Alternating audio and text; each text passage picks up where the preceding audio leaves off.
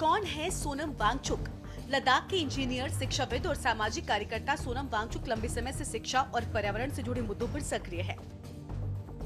लद्दाख में शिक्षा सुधार और स्थानीय पर्यावरण संरक्षण को लेकर कई अभियान चलाए। आमिर खान की फिल्म 3 इडियट्स में उनका कैरेक्टर फुनसुक वांगडू सोनम वांगचुक से प्रेरित था। पिछले कुछ समय से वो लद्दाख से जुड़े राजनीतिक और संवैधानिक मुद्दे को लेकर भी मुखर है। खास तौर पर लद्दाख के लिए संवैधानिक सुरक्षा, पर्यावरण संरक्षण और स्थानीय लोगों के अधिकारों को लेकर कई बार आंदोलन और प्रदर्शन किए हैं। सरकार का यू टर्न या रणनीतिक कदम? सोनम वांगचुक की रिहाई और उन पर से एनएसए हटाने का सरकार का फैसला लद्दाख के प्रति नरम रुख और बड़े समझौते की आहट दोनों का संकेत माना जा रहा है। दरअसल सरकार का उद्देश्य लद्दाख में जारी गतिरोध को खत्म करना, तनाव कम करना और स्थानीय नेताओं के साथ रचनात्मक संवाद बहाल करके एक बड़े राजनीतिक समाधान की दिशा में बढ़ना है। सोनम वांगचुक की रिहाई केवल एक कानूनी प्रक्रिया नहीं बल्कि एक बड़ा राजनीतिक संदेश भी है। रिहाई के पीछे क्या है मुख्य कारण? 2025 की हिंसा के बाद लद्दाख में गहरा असंतोष था। सरकार का मानना है वांगचुक की रिहाई से स्थानीय जनता के बीच सद्भावना पैदा होगी। एक विश्व प्रसिद्ध पर्यावरणविद पर एनएसए लगाने को लेकर मानवाधिकार संगठनों और विपक्ष ने सरकार की कड़ी आलोचना की थी। एनएसए हटाना इस बात का संकेत है कि सरकार अब टकराव के बजाय टेबल टॉक के जरिए छठी अनुसूची और राज्य के दर्जे की मांग को सुलझाना चाहती है।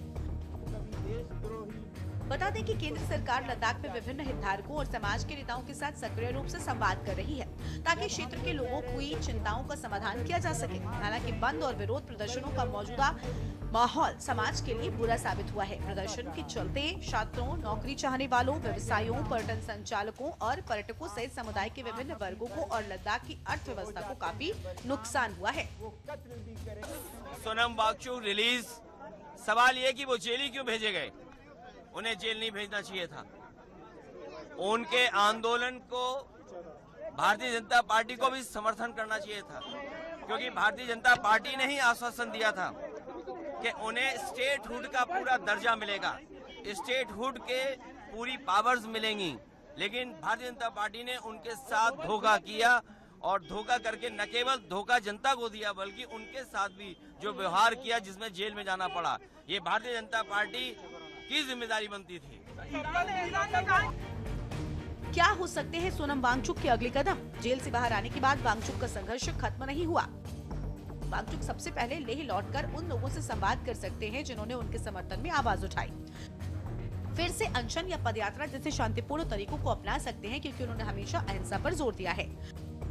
रिहाई के बाद वो गृह मंत्रालय के साथ रुकी हुई बातचीत को फिर से शुरू करने का दबाव बनाएंगे। उनकी मुख्य मांगे हैं लद्दाख को पूर्ण राज्य का दर्जा, संविधान की छठी अनुसूची में लद्दाख को शामिल करना ताकि जनजातीय हितों की रक्षा हो सके। प्रमुख आविष्कार और योगदान: लद्दाख के रेगिस्तानी इलाकों में पानी की कमी दूर करने के लिए उन्होंने कृत्रिम ग्लेशियर बनाने की तकनीक विकसित की। ये बर्फ के ऊंचे शंकु होते हैं जो सर्दियों के बेकार बहते पानी को जमा करते हैं और गर्मियों में पिघलकर खेती के लिए पानी देते हैं। 1988 में students education and cultural movement of Ladakh की स्थापना की।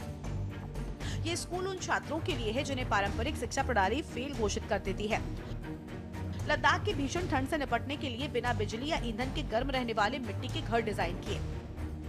भारतीय सेना के जवानों के लिए पोर्टेबल और सौर ऊर्जा से चालित टेंट बनाए ताकि ऊंचे युद्ध क्षेत्रों में ठंड से बचा जा सके। आपको बता दें कि वांगचुक की रिहाई केंद्र सरकार के लिए एक डैमेज कंट्रोल की तरह है। 2025 की हिंसा ने लद्दाख के पर्यटन और स्थिरता को भारी चोट पहुंचाई थी। सरकार अब चाहती है कि सीमावर्ती इलाके में असंतोष के बजाय विकास की चर्चा। हालांकि असली परीक्षा तब होगी जब सरकार छठी अनुसूची की मांग कर अपना रुख स्पष्ट करेगी। बहरहाल सोनम वांगचुक की रिहाई ने लद्दाख में एक नई उम्मीद तो जगाई है, लेकिन सवाल वही है, क्या रिहाई के साथ लद्दाख की मांगों पर भी मोहर लगेगी?